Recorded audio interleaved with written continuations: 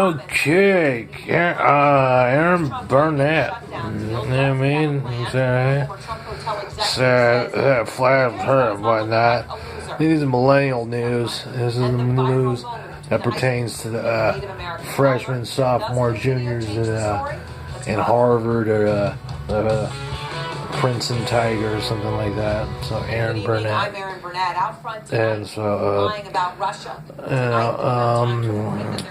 So they're talking about so such and such background drive with a bridge there in New York.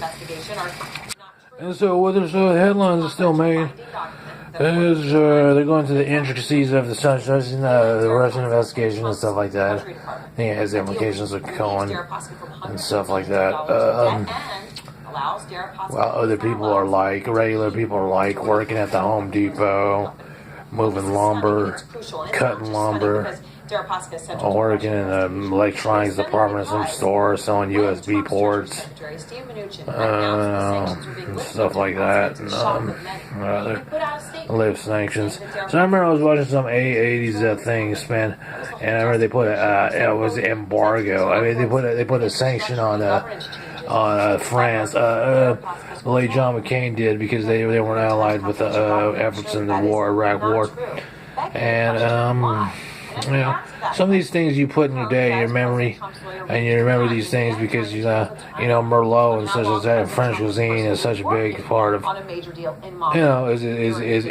enriched heritage, if you will, and so to put a sanction on their wine and maybe their food or something like that is like putting a sanction on Italian food, the same thing, right? In the whole Europe thing, right? So let's look at the footer, though. Let's look at the footer, and so it might be a green screen line, some lines, whatever. So they're trying to discuss. So they're talking about, like, what I'm saying? So they're talking about the hypothetical question of where do you see the Southeast Asian in politics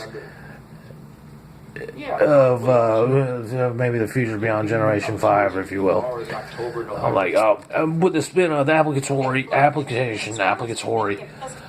Trump administration. So, I don't know. You figure that's like what?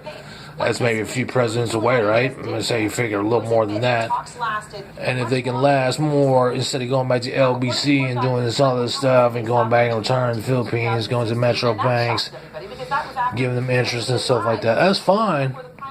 You know what I'm saying? But if you want to establish yourself as more than just a labor force, and maybe a staple in the United States, then maybe Southeast Asia might want to say, hey, you know what? Beyond entrepreneurial, beyond something such, we might want to put ourselves in office like Chinese do, or Japanese do, or whatnot. And so, whatever steps you take, whatever steps you take, whatever steps you take, whether it be a step backwards to take two steps forward, you know what I mean? It's like, you go to county and all this other stuff. On a personal span,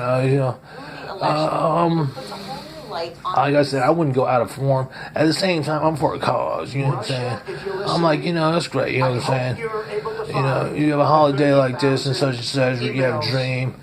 Say, maybe you put a spin on it where, like, it's like, you know what I'm saying, for Southeast Asians, I have a dream. You'd be like, you know what I'm saying?